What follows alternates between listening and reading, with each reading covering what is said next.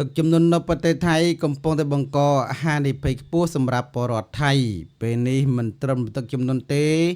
អគារឃ្លាំងមួយកន្លែងនៅប្រទេសថៃត្រូវបានព្រះអគារលេបត្របាក់ខ្ទេចខ្ទីគ្មានសល់ឡើយគោរពជ្រាបសួរពុកម៉ែបងប្អូនទាំងអស់គ្នាសូមស្វាគមន៍មកកាន់ Channel គំនិត News សម្រាប់ព័ត៌មាននៅរាត្រីថ្ងៃទី2ខែកក្កដាខែថ្មីនេះខ្ញុំមានព័ត៌មាន2ដើម្បីចែករំលែកជូនពុកម៉ែបងប្អូន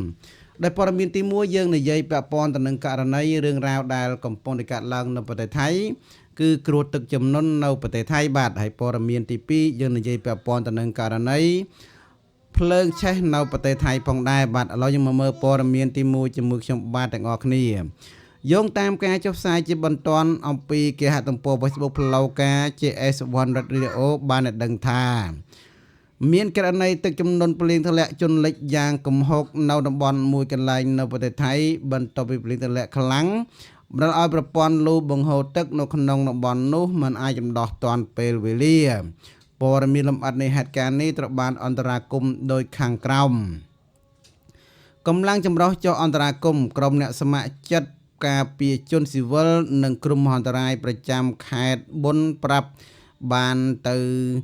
ប្រាប់ទៅអ្នកភ្នាក់ងារក៏ដូចជាបានប្រាប់ទៅនឹងបុគ្គលិកផ្សេងឲ្យជួយធ្វើការបូមទឹកចល័តទឹកចេញពីមូលដ្ឋានដើម្បីធ្វើឲ្យប្រជាពលរដ្ឋមានការរស់នៅស្រុកស្រួលវិញទីតាំងរងផលប៉ះពាល់និងលិចលង់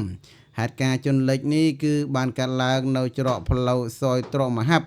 ក្បែរតំបន់រង្វង់មូល22កក្កដាស្ថិតនៅក្នុងខណ្ឌប៊ុំប្រាសាទ្រុងទីក្រុងបាងកកតែម្ដងវិធានការដោះស្រាយគឺដើម្បីសម្រាលទុកដល់ប្រជាពលរដ្ឋថៃក្រុមអ្នកសង្គ្រោះបានដាក់ពង្រាយទៅយកខ្នាតធំនិងប្រើប្រាស់ម៉ាស៊ីនបូមទឹកកម្លាំងខ្លាំងដើម្បីបូមរំដោះទឹកដែលស្ទះនៅទីនោះផងដែរតាមច្រកឌឿមហែមរួចក៏បង្ហូរទឹកចេញតាមប្រព័ន្ធផ្លូវធំនិងប្រព័ន្ធរំដោះទឹកផ្សេងទៀតយោងតាមប្រភពព័ត៌មានដដែលបានដឹងថាគេឃើញមានរថយន្តសង្គ្រោះបន្ទាន់ពណ៌ក្រហមមួយបានចូលទៅជួយសង្គ្រោះដល់ប្រជាពលរដ្ឋថៃដែលកំពុងតែជាប់គាំងនៅទីនោះផងដែរយ៉ាងណាគឺមិនត្រឹមតែជួយសង្គ្រោះទេគឺមានការជួយដល់ការបូមទឹកផងដែរដើម្បីឲ្យទឹកសាបស្រកឲ្យប្រជាពលរដ្ឋថៃបានធ្វើដំណើរទៅមកបានស្រួលវិញ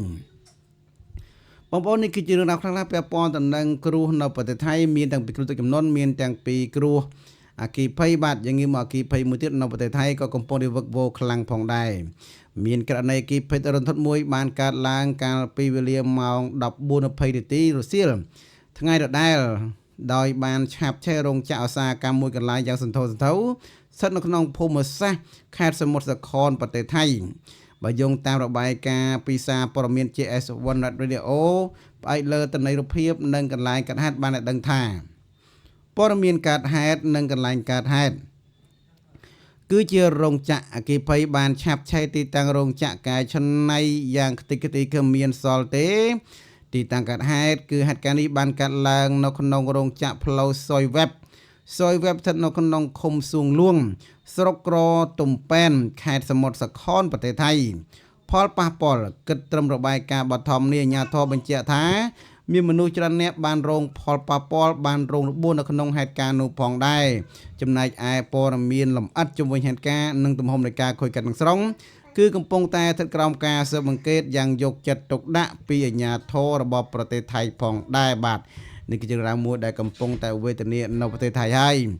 ប្រតិបត្តិការសង្គ្រោះនិងការបណ្ដុតអគ្គិភ័យភ្លាមបន្ទាប់ពីទទួលបានសញ្ញាអាសន្នកម្លាំងសមត្ថកិច្ចនិងក្រុមអគ្គិភ័យមកពីមជ្ឈមណ្ឌលវិទ្យុសង្គ្រោះណាត់តាពងណាត់តាផាប្រចាំតំបន់ខាងលើបាននាំគ្នាទៅចុះអន្តរាគមន៍ដល់ទីតាំងកើតហេតុជាមិនទាន់ផងដែរដើម្បីគ្រប់គ្រងស្ថានភាពផ្អែកលើរូបភាពទីតាំងកើតហេតុបានដឹងថាទីតាំងកើតហេតុគឺកំពុងតែរងផលប៉ះពាល់ខ្លាំងពីអាជ្ញាធរបាននឹងកំពុងធ្វើការបាញ់ទឹកមរត់ផងដែរដើម្បីឲ្យរលត់វិញក្រុមអ្នកបដិអគ្គិភ័យបានពាក់មួកនិងឯកសណ្ឋានការពារត្រឹមត្រូវនិងកំពុងតែលូនចូលនៅក្នុងគំនរវត្ថុធាតុដើមដើម្បីរាវរកនៅវត្ថុផ្សេងដើម្បី បាញ់ទឹកបន្លត់នៅទីតាំងនោះដើម្បីកុំឲ្យភ្លើងឆាបឆេះដល់តំបន់ផ្សេងទៀតបាទនេះបញ្យងតាមការចុះផ្សាយរបស់សារព័ត៌មានថៃ JS One Radio បងប្អូនយ៉ាងព័ត៌មានយើងសម្រាប់យប់នេះខ្ញុំសូមបញ្ចប់តែប៉ុណ្ណេះសិនចុះអរគុណច្រើនសម្រាប់តាមដានទស្សនាតាំងពីដើមដល់ចប់សូមអរគុណសូមគោរពលាយើងជួបគ្នានៅវីដេអូក្រោយទៀតបងប្អូនណាដែលមិនទាន់បានចុច Subscribe Channel គំនិតញូបងប្អូនសូមជួយចុច Subscribe នេះផងដើម្បីទទួលបាននៅវីដេអូថ្មីៗព័ត៌មានថ្មីៗពី Channel ខ្ញុំបាទសូមអរគុណសូមគោរពលាជួបគ្នានៅវីដេអូក្រោយ